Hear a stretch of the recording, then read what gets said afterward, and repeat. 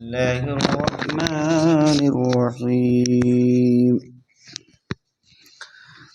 حميم والكتاب المبين إنا أنزلناه في ليلة مباركة إنا كنا منذرين فيها يفرق كل أمر حكيم۔ اللہ تبارک و تعالیٰ کے شکر اور انعام سے اس نے ہمیں اپنے مبارک نام کی برکت کے ساتھ مبارک عنوان سے بیٹھنے کہنے سننے کی توفیق عطا فرمائی۔ اللہ تعالیٰ کہنے سننے سے زیادہ عمل کی توفیق عطا فرمائے۔ آج کے عنوان میں محترم مہینہ شعبان المعظم اور اس سے جڑی ہوئی بہت سارے عنوان، اور کیونکہ شب برات اور نصف شعبان احادیث کے عنوان کا ایک حصہ ہیں، اور مسلمانوں میں ایک اچھی خاصی اس کے پیچھے چلت فرت بھی ہے کہ شعبان المعظم میں نصف شعبان میں 15ویں تاریخ یعنی 15ویں رات میں اچھا خاصا اہتمام عبادات کا اور ایصال ثواب کا اور اللہ تعالیٰ کی یاد دہانی کا لوگوں میں موجود ہے۔ تو اس کا تذکرہ انشاءاللہ مکمل طور پر رات کی حقیقت کا اگلے ہفتے آئے گا، لیکن اس کے کچھ شق اس مبارک مہینے میں بھی ہیں کہ محترم اور مبارک مہینہ شعبان المعظم، یہ مہینہ حقیقت میں رمضان المبارک کی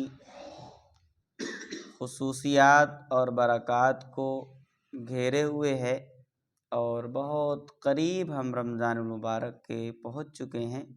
یہاں تک کہ رجب المرجب میں ایک دعا پڑھی گئی تھی کہ جس کا پڑھا جانا واقعتاً بابرکت ہے، اللہم بارک لنا فی رجب و شعبان وبلغنا رمضان، اور چھوٹا سا جملہ وبلغنا رمضان تو پڑھتے ہی رہنا چاہیے۔ مبارک ماہ، مبارک ساعتیں، مبارک تمام تر راتیں اور رحمتیں وہ بہت جلد سایہ فگن ہونے والی ہیں۔ اس سے پہلے ہمیں چاہیے کہ ہم اس مبارک مہینے کی آمد پر تیاری بھی کریں اور اللہ تبارک تعالیٰ سے اس میں اترنے والی برکات و مغفرت کے چہیتے بھی بنیں۔ جتنی طلب ہوتی ہے انسان میں وہ چیز اتنی ہی زیادہ قابل قدر ہوتی، طلب نہیں ہوتی تو یقین جانے مبارک مہینہ رمضان المبارک ملنے کے بعد بھی بڑی لاپرواہیاں رہتی۔ تو اس لیے اہمیت کو جگانے کے لیے، بیدار کرنے کے لیے، واقعتاً ہر ماہ، ہر سال اور ہر دن اللہ کا بنایا ہوا ہے، لیکن اللہ تبارک و تعالیٰ نے جیسے کہ انسان بنائے، ان میں یقیناً سبھی انسان ہیں، لیکن اس میں اللہ کے قرب والے اور ہیں، اور قرب والے اور ہیں، اور قرب والے اور ہیں۔ تو اسی طرح اللہ تبارک و تعالیٰ نے دنوں کی اہمیتوں میں دن سے زیادہ اعمال خیر کا عنوان رات میں رکھا ہے، اور پھر دن رات سے منسلک ہو کر تمام دنوں میں یوم السعید جمعہ کو چنا ہے۔ اور اسی طرح اللہ تبارک و تعالیٰ نے محترم تمام مہینوں میں عندت الشہور، اللہ تبارک و تعالیٰ کے تمام تر مہینے طے کیے ہوئے ہیں، اور 12 کے 12 مہینے محترم، لیکن ان میں 4 مہینے اللہ کے نزدیک زیادہ محترم۔ پھر اللہ تبارک و تعالیٰ نے ان 4 میں بھی ایک خاص تخصیص رمضان المبارک کو عطا فرمائی جو اور پہلے لوگوں کو نہیں ملی۔ یہ نعمت ہم سب کے پیارے آقا محمد الرسول اللہ صلی اللہ علیہ وسلم کی ذات بابرکت سے ہمیں ملی ہے۔ اللہ تبارک تعالیٰ آنے والے ماہ رمضان المبارک کی قدر کرنے اور بھرپور عبادات کا عطیہ پیش کرنے کی مکمل توفیق عطا فرمائے۔ شعبان المعظم بھی اپنی حقیقت میں بڑا نمایاں ہے کہ پیارے آقا محمد الرسول اللہ صلی اللہ علیہ وسلم اس مہینے میں پورا ماہ ہی رمضان بنا دیتے تھے، روزہ پورا مہینہ رکھتے تھے، عبادات اپنی بڑھا دیتے تھے، یہاں تک کہ محسوس ہونے لگتا تھا کہ واقعتاً کوئی خاص تیاری کی طرف لگ چکے ہیں نبی۔ تو حقیقت یہی ہے کہ ساری چیزیں اہمیت کو جتلانے اور بتلانے کے لیے ہیں، صرف آپ فرما دیتے تو کافی تھا، لیکن آپ نے الحمدللہ ہم سب کو عملاً تمام تر اعمال کر کے دیے ہیں۔ اس لیے ضرورت ہے اس بات کی کہ ہم بھی اپنے اعمال کی طرف تھوڑا راغب ہوں، قرآن کی تلاوت کی طرف راغب ہوں، اور اسی طرح نوافل کی طرف راغب ہوں، اور اسی طرح رمضان المبارک کو مکمل طور پر ذہن میں رکھ کر اپنی محنتوں کو بڑھانے کی کوشش میں راغب۔ یقیناً اللہ تعالیٰ کے یہاں حقیقت یہ ہے کہ وہ پسند کر لے کسی بھی رات کو تو وہی رات اس کے لیے شب قدر جیسی رات ہے۔ اس کے لیے کوئی ناممکن نہیں ہے، ہر کچھ ممکن ہے، لیکن جو کچھ خصوصیتیں اللہ تبارک و تعالیٰ نے کسی چیز کی رکھی ہیں تو یقیناً اللہ تبارک و تعالیٰ نے ان کو مخصوص رکھا ہے۔ تو شعبان المعظم اس طرح بھی بابرکت بنتا ہے کہ اس مبارک مہینے میں ایک مخصوص رات ہے کہ جس میں پیارے نبی محمد الرسول اللہ صلی اللہ علیہ وسلم نے جاگ کر یہاں تک کہ قبرستان کے مکمل طور پر دورانیے اور اس کے ایصال ثواب کا ایک اہتمام بھی فرمایا۔ اس کا پورا قصہ اور واقعہ اگلے نہج پر آنے والا ہے، اور علماء مفسرین نے یہاں پر یعنی سورہ دخان سورت نمبر 44 اور آیت نمبر 4 تک ایک موضوع بیان فرمایا ہے، جس میں علماء مفسرین جو فرماتے ہیں کہ اس سے یہی نصف شعبان یعنی شعبان المعظم کی 15ویں رات مراد ہے۔ اللہ تبارک و تعالیٰ نے اولی فرمایا مقطعات کے حروف میں حامیم، جس کا ترجمہ صرف اللہ کو معلوم ہے، والکتاب المبین، فرمایا کہ یہ واضح اور کھلی ہوئی کتاب ہے، جو پڑھنے والے ہیں ان کے لیے بہت کھلی ہوئی کتاب۔ اللہ تبارک و تعالیٰ نے بہت آسان انداز سے سب چیزوں کو سمجھایا ہے، بس سمجھنے کے لیے وقت بھی چاہیے، سمجھنے کے لیے فہم بھی چاہیے، سمجھنے کے لیے ہمیں اپنے آپ کو اللہ کے کلام کے لیے فارغ کرنا چاہیے۔ ہم سمجھنا نہیں چاہتے، ہم اللہ کے دین کو وقت دینا نہیں چاہتے، تو اس کا نتیجہ یہ ہے کہ آج عالم بھر کی انسانیت صرف ایک نام میں مسلمان پر تھوک رہی۔ ہم نے اپنے دین کو سمجھا نہیں، اپنے دین کی قدر نہیں کی، اور یقین جانو اللہ رب العزت نے اس دین ہی کی بنا پر دنیا کا نظام قائم رکھا ہے۔ دنیا چل رہی ہے، وجہ یہ ہے کہ اللہ کہنے والے دنیا میں ہیں، دنیا کا نظام ہی ہے۔ اللہ رب العزت کا شکر، ہم اس بات پر ایمان رکھتے ہیں کہ اللہ کا یہ نظام اللہ کی وجہ سے چل رہا ہے۔ جس دن یہ اللہ کی گواہی، توحید و موحد لوگ، کلمہ لا الہ الا اللہ کے اقرار کرنے والے لوگ ختم ہو گئے، اسی دن یہ نظام مکمل طور پر نیست نابود کر دیا جائے گا۔ لیکن یہ ضرور ہے جو بار بار بات سنائی اور بتائی جا رہی ہے کہ ناقدری کی بنا پر اللہ تبارک و تعالی بہت کچھ چھین لیتے۔ جب انسان میں قدر ہوتی تو بہت کچھ اسے دیا جاتا ہے۔ ہمارے اپنے سماج میں ہے جو بہت زیادہ جس چیز کی قدر کرتا ہے، ایک بچہ اپنے والد کی بہت قدر کرتا ہے تو والد محترم کا اس کی طرف بے انتہا رجحان، بے انتہا جھکاؤ، بے انتہا اس کی بات کو حتی الامکان پورا کرنے کا ان کا جذبہ ہوتا ہے۔ یہ سماجی اپنے گھریلو تعلق سے، اور آپ سوچئے کہ جب مکمل طور پر بندے کا اللہ کے تعلق میں تعلق جڑ جائے اور پھر اس کے اندر خوبصورتی آ جائے، بیداری آ جائے، تو یہ چیزیں ہمیں صحابہ کی ہسٹریاں، صحابہ کی سیرت پڑھ کے بہت زیادہ محسوس ہوتی۔ اللہ تعالیٰ اصحاب رسول کی زندگیوں کو بھی پڑھنے کی توفیق عطا فرمائے۔ حیات الصحابہ واقعہ ذہن نظر سے گزر رہا تھا اور بڑا ہی عجیب۔ پیارے نبی محمد الرسول اللہ صلی اللہ علیہ وسلم تمام اعلیٰ اخلاق میں آپ پر الوہیت ختم ہوتی ہے، آپ اتنے اعلیٰ ہیں۔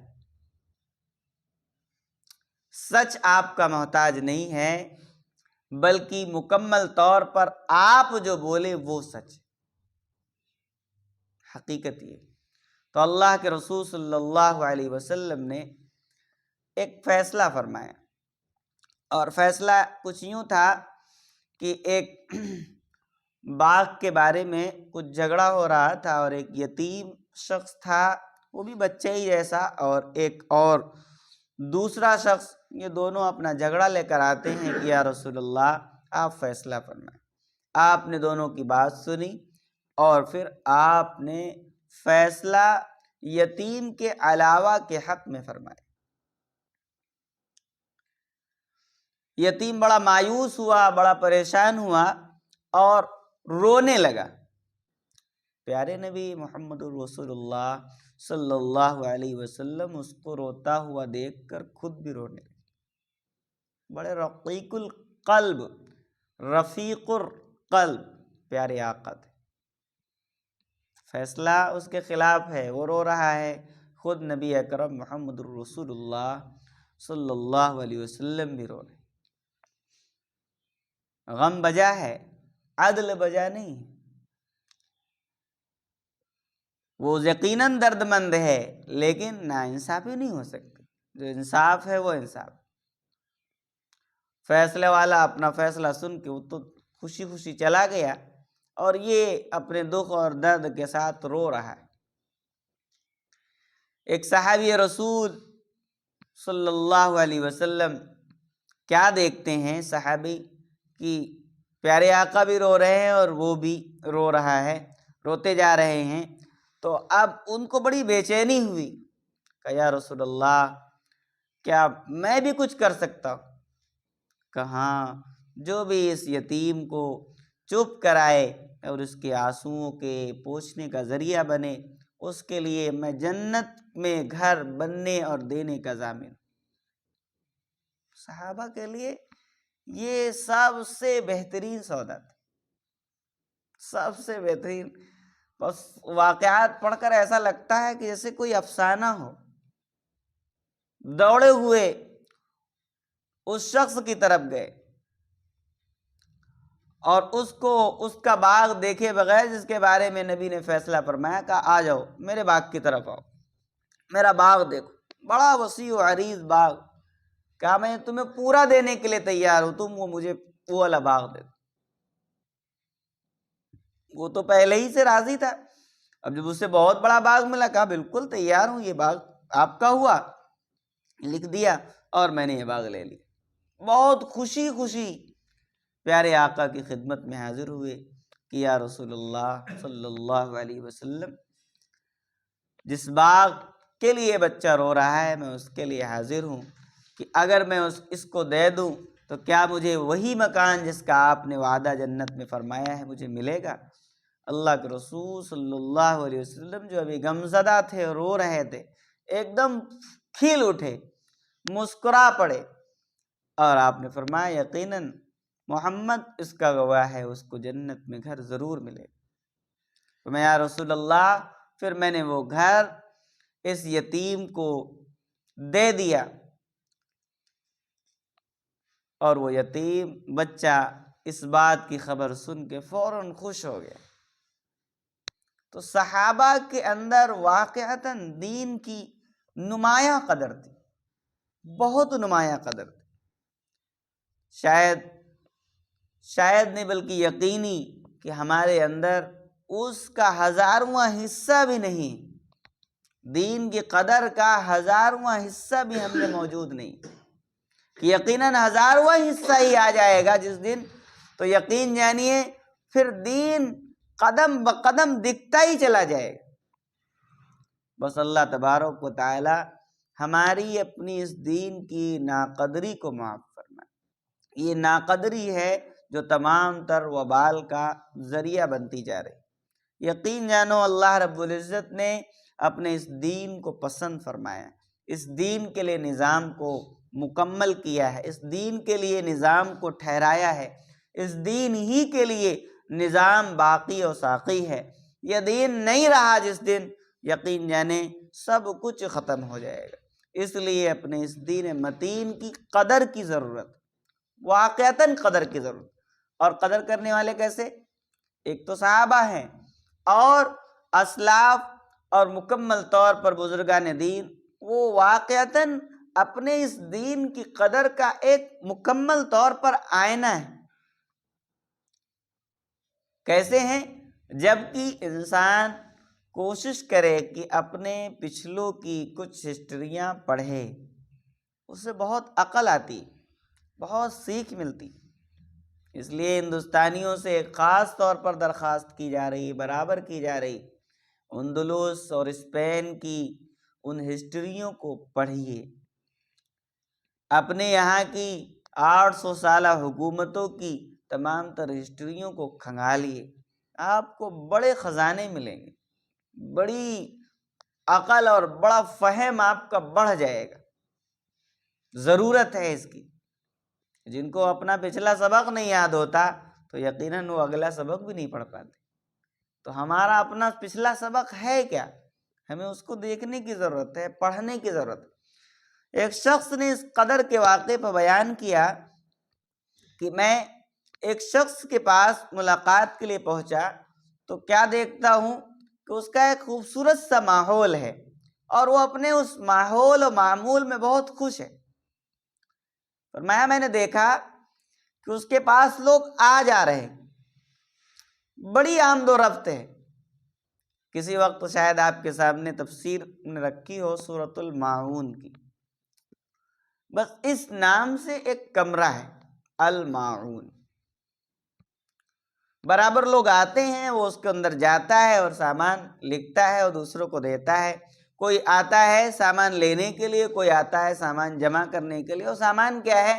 کہیں کلاڑی ہے تو کہیں آری ہے، کہیں ہتھوڑی ہے، کہیں چھینی ہے، جو مختلف چیزیں استعمال میں آتی ہیں، بالکل چھوٹی موٹی۔ تو ایک الماعون کے نام سے کمرہ بنا رکھا ہے۔ بوڑھے ہیں، اب بہت زیادہ خیر کے کام اور ان سب چیزوں میں نہیں لگ سکتے، تو اب ایک کام اللہ تبارک و تعالی نے اس سیکھ کا دے دیا، اور دن بھر یہی مشغولی، جو آیا اس کا سامان لکھ لیا، جو لے گیا اس کا نام چڑھا لیا۔ تو اس گئے ہوئے شخص نے پوچھا کہ ابا جان، یہ سب چھوٹی چھوٹی چیزیں لوگ لا رہے ہیں، لے جا رہے ہیں، تو اس کا آپ پھر کرایہ لیتے ہوں گے، یہی آپ کی کمائی ہوگی؟ کہا ہاں بیٹا، اس کا کرایہ ہے۔ اور کہا پھر اس کا کرایہ کیا ہے؟ کہا اس کا کرایہ میں ایک پونجی کی طرح اللہ کے پاس جمع کر رہا ہوں، اور یہ کرایہ میں اللہ کو سونپ رہا ہوں، مجھے اللہ سے اس کا کرایہ لینا ہے، دنیا والوں سے اس کے کرایہ کی مطلب نہیں ہے۔ رب نے کہا ہے الماعون، سورت پڑھو گے تو پتہ چلے گا کہ رتی بھر چیز کے لیے کام آ جانا بھی یہ بہت بڑا کام، بہت بڑا کام۔ کہ بس میری یہی مصروفیت ہے دن بھر کی، کہ بس میں اسی میں لگا رہتا ہوں، اور اس سے مجھے بہت کچھ اللہ تبارک و تعالی نے عطا فرمایا۔ لوگ آتے ہیں، سامان لے جاتے ہیں، پھر لاتے ہیں، پھر لے جاتے ہیں، اور سب کے کام کے لیے میرا یہ گھر الماعون بہت مشہور ہے۔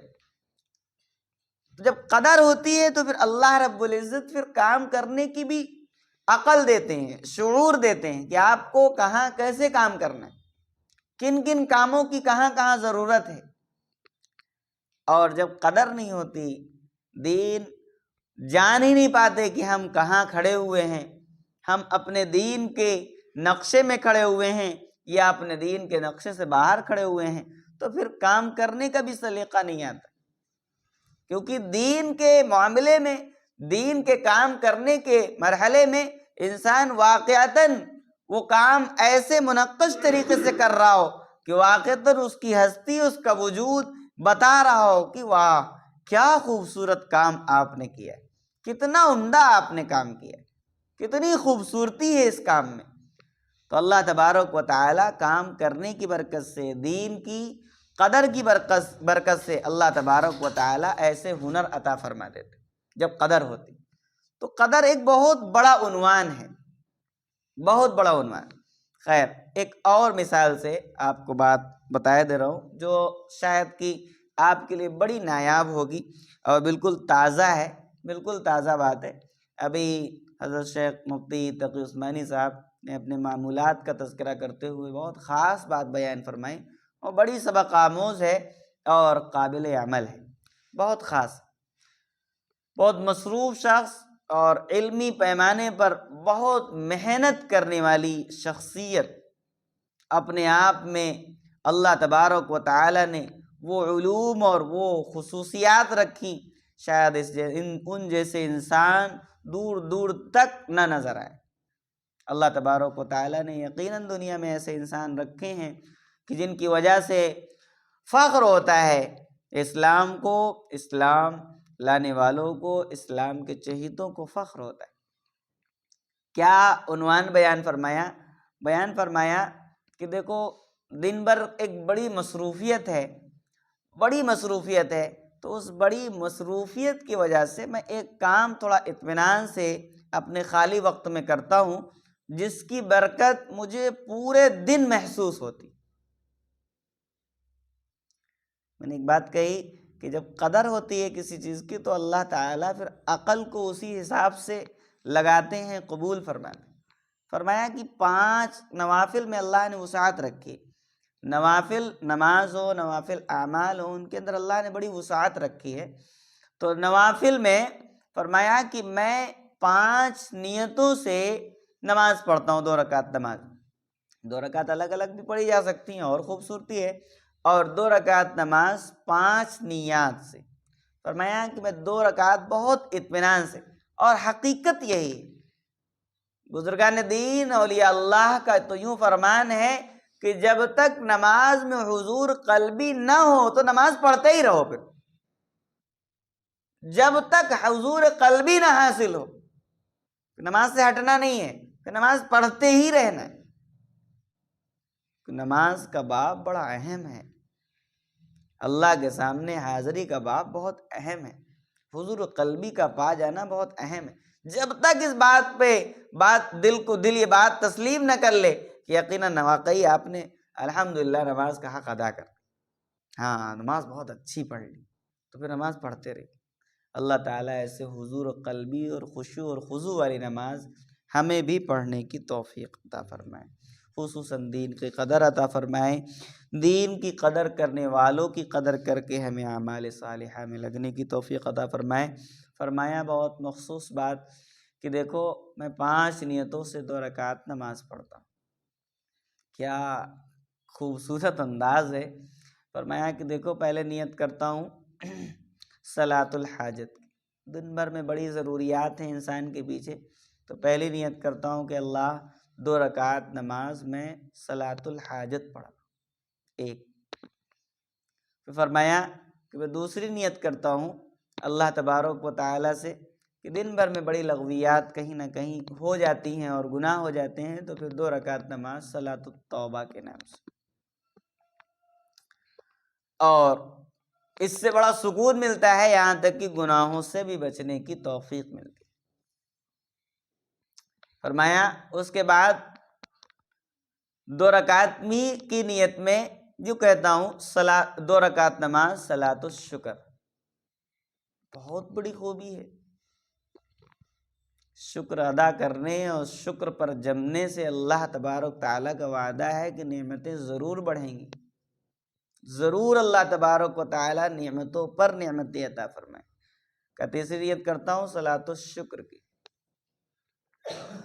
اور فرمایا چوتھی نیت کرتا ہوں صلاۃ الاستعانہ کی، کہ اللہ ہر کام میں بغیر تیری مدد کے کچھ نہیں ہو سکتا، تو صلاۃ الاستعانہ کے نام سے 2 رکعت نماز۔ اور پھر فرمایا کہ 2 رکعت نماز اخیر میں صلاۃ استخارہ کی پڑھتا ہوں، کہ کوئی بھی کام، کوئی فیصلہ میں لوں تو وہ اس میں اللہ رب العزت خیر ڈال دے۔ تو یہ 5 نیتوں سے 2 رکعت نماز نفل میں وسعت ہے۔ کئی نوافل کی نیت 2 ہی میں کی جا سکتی ہے، تو بہت عمدہ ہے 5 نیتوں کے ساتھ نماز پڑھ لی جائے، اور بہت عمدہ ہے کہ 2 ہی رکعت میں حضور قلبی کے ساتھ، اطمینانیت کے ساتھ 2 نفل میں ان 5 نیتوں کو جمع کر لیا جائے۔ حضرت محترم فرماتے ہیں کہ ان 5 نیتوں کے ساتھ جب نماز مکمل ہوتی ہے، میرا پورا دن 1 منٹ بھی کسی طرح ضائع نہیں ہوتا۔ اللہ 1 منٹ میں مجھے وہ چیزیں دکھتے دکھاتے ہیں، اور وہ ایسے فیصلے اور ایسی نعمتیں اور ایسی چیزیں اللہ تبارک و تعالی اس نعمت سے عطا فرماتے ہیں کہ میں اس کو بیان نہیں کر سکتا۔ یہی ہے قدر، کہ جب قدر ہوتی ہے تو پھر اللہ رب العزت پھر اعمال کی بھی ویسی ہی توفیق دیتے۔ دیکھو کتنے کم وقت میں اور کتنی خوبی والی چیز حضرت کے ذریعے ہم تک آ گئی۔ اللہ تعالی ہمیں عمل کی توفیق عطا فرمائے۔ تو مبارک مہینہ شعبان المعظم، یہ بھی بہت برکتوں کے ساتھ ہمارے درمیان ہے۔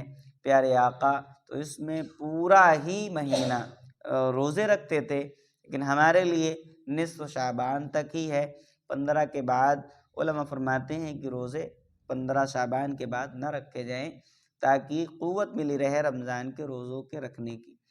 تو خیر خصوصی طور پر ہم اپنے اعمال کی طرف جائزہ لیں، تلاوت کی طرف، نماز کی طرف بھی، اور رمضان کی خصوصی تیاریوں کی طرف جائزہ لیں۔ اللہ تبارک و تعالی ہمیں اعمال صالحہ میں لگنے، خصوصاً رمضان المبارک کی تیاریاں کرنے اور کل امت کے لیے ہاتھ اٹھانے اور ان اعمال کو کرنے کی توفیق عطا فرمائے جن سے اللہ تبارک و تعالی راضی ہوں، اور نسلوں در نسل وہ سلسلے قائم ہوتے چلے جائیں۔ اللہ تعالی ہر طریقے سے عمل کی توفیق عطا فرمائے۔ دعا فرمائے۔ الحمدللہ رب العالمین، والصلاة والسلام علی سید الانبیاء والمرسلین، جزا اللہ عنا محمدا ما هو اہلہ صلی اللہ علیہ وسلم۔ اللہم بارک لنا فی رجب وشعبان وبلغنا رمضان وبلغنا رمضان وبلغنا رمضان یا الہ العالمین۔ رمضان المبارک تو ہم نے کئی گزارے ہیں، یا الہ بڑی خوش نصیبی ہے کہ ہمیں پھر رمضان المبارک مل رہا ہے۔ اللہ اس مبارک ماہ کو پانے کی ہم سب کو توفیق عطا فرما۔ اے رب ہم سب کو اس میں بھرپور عبادات کی توفیق عطا فرما۔ اے اللہ رمضان خوشی کا اور اطمینانیت کا جب ہی ہے جبکہ وہ رمضان ہماری بخشش کا ذریعہ ہو، تیرے قرب کا ذریعہ ہو، تیرے حبیب محمد الرسول اللہ صلی اللہ علیہ وسلم کی شفاعت کا ذریعہ، اللہ ان کی شفاعت پانے کا ذریعہ۔ یا الہ العالمین ہر طریقے سے ہماری تمام لغزشوں خطاؤں کو معاف فرما، کوتاہیوں کو معاف فرما، غفلتوں کو معاف فرما، سستیوں کو معاف فرما۔ اے اللہ سب سے زیادہ نقصان اگر ہم نے کسی چیز کا کیا ہے تو وہ تیرے دین کا کیا ہے۔ اللہ ہم خود دین پر نہیں چل پائے، دین کی قدر نہیں کر پائے یا الہ، اور دین کا نقصان ہم نے بہت کیا، جو اس دین کا حق تھا یا الہ العالمین ہم اس کو ادا نہیں کر پائے۔ ہم بڑے ہی کمزور ہیں اپنی سوچوں کے اعتبار سے، اپنے فہم کے اعتبار سے، اپنے علم و عمل کے اعتبار سے۔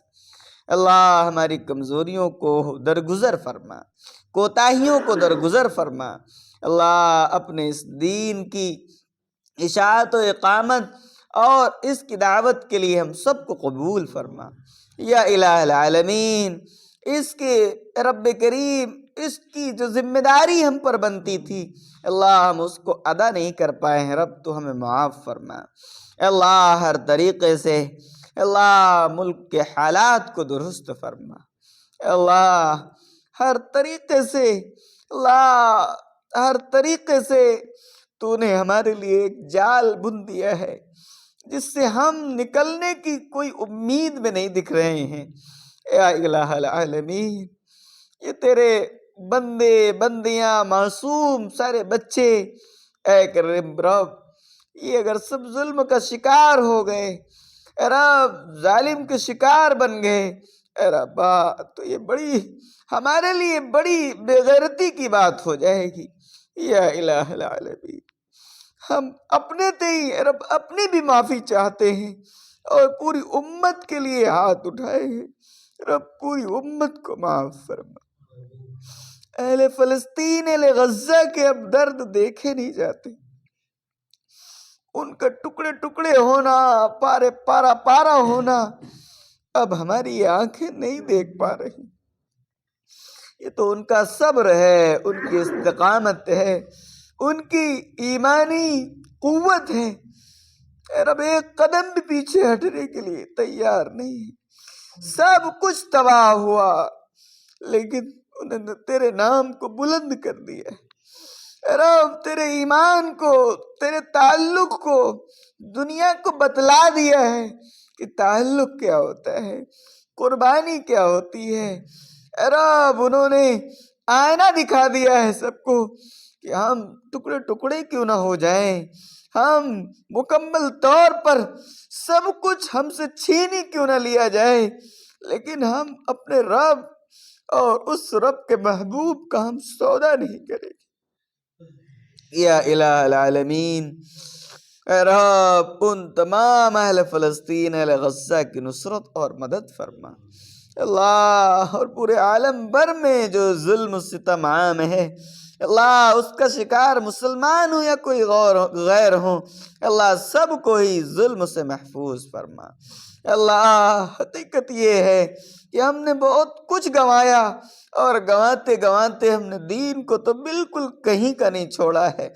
یا الہ اس ناقدری کو ہماری معاف فرما، اپنے دین کی ہم میں قدر عنایت فرما، اپنے دین کی حمیت عطا فرما، اپنے دین پر اللہ دلیر ہونے، ثابت قدم ہونے، اللہ مکمل طور پر جمنے اور اس کو دل و جان سے تسلیم کرنے کی توفیق عطا فرما۔ اس دین و ایمان کا حال یہ ہے، اے رب سو جائیں تو اس کا نہیں پتہ رہتا، کھا لیں تو پتہ نہیں رہتا، اے رب خوشی میں مگن ہو جائیں تو نہیں پتہ رہتا، ہم دین کو سب سے اول بھلاتے ہیں۔ اللہ اس دین کو بھلانے سے اور اس دین سے اعراض کرنے سے ہم سب کی حفاظت عطا فرما۔ اللہ خصوصاً اس ملک ہندوستان کو اللہ ہر طرح کے شر فتن سے محفوظ فرما۔ یا الہ العالمین، یا الہ العالمین، حقیقت یہ ہمیں ڈر تو صرف اور صرف تجھ سے ہی ہے۔ اے رب ہمیں اور کسی سے ڈرنا بھی نہیں چاہیے۔ یا الہ العالمین، بس ہم یوں جانتے ہیں کہ ہم کمزور بہت ہیں، ہم میں وہ ایمان نہیں ہے، اللہ وہ دلیری نہیں ہے۔ یا الہ بس تو ہم سب کی آزمائشوں سے حفاظت فرما جو جال بن دیے گئے ہیں۔ یقیناً اے رب بہت کچھ ہوتا ہوا اور بہت کچھ آنے والے حالات میں اللہ ہونا طے پا چکا ہے۔ اے کریم رب بس اس ملک کو ٹوٹنے اور خسارے میں جانے سے رب ہر طریقے سے محفوظ فرما۔ یا الہ العالمین اس ملک میں امن و ترقی عطا فرما۔ اللہ ہر طریقے سے انسانیت اور انصاف کا بول بالا فرما۔ ہمارے علماء جیلوں میں پڑے ہیں، یا الہ العالمین ان کی رہائی کے اسباب مہیا فرما۔ یا الہ العالمین کوئی آواز اٹھتی ہے حق کی، اسے دبا دیا جاتا ہے۔ اے کریم رب، اے کریم رب، حاکم تو ہے، اے رب احکم الحاکمین تو ہے، مالک تو ہے اور مالک الملک تو ہے۔ اے کریم رب، اے کریم رب، ہر طریقے سے اللہ ہم سے درگزر کر کے اللہ اس دین متین کی مدد کا اور اس کے پھیلنے کا ہر طریقے سے فیصلہ فرما۔ اللہ یہ دباؤ، یہ گھراؤ اور یہ چاروں طرف سے اللہ موسم یہ بتا رہا ہے کہ اس دین محمد کا ایک ایک کونے سے بول بالا ہونے والا ہے۔ اللہ یہ تپش، یہ گرمی اے رب اور یہ تمام تر حالات کی پستی بتا رہی ہے کہ بہت جلد ہدایت کے نور پھوٹنے والے ہیں۔ اللہ بس جو بھی حالات آئیں اللہ اللہ ان میں آسانیاں مرتب فرما، اللہ خیر مرتب فرما، اللہ ہر طریقے سے ایمان پر ثابت قدمی اور ایمان پر خاتمہ نصیب فرما۔ اللہ ہم میں سے جو بڑے چھوٹے گزرے ان سب کی بھی قبروں کو نور سے منور فرما۔ اس ماہ مبارک کے عنوان سے اللہ بھرپور ایصال ثواب، مرحومین کی مغفرت اور خصوصاً رمضان میں بھی اللہ سب کی مغفرت کا ذریعہ اور خود مغفرت پانے کا ذریعہ اللہ بننے کی ہمیں توفیق عطا فرما۔ اللہ تمام تر دعاؤں کو، مرادوں کو، جائز چاہتوں کو محض اپنے کرم سے پیارے نبی محمد الرسول اللہ صلی اللہ علیہ وسلم کی برکت سے قبول مقبول فرما، آمین برحمتک یا ارحم۔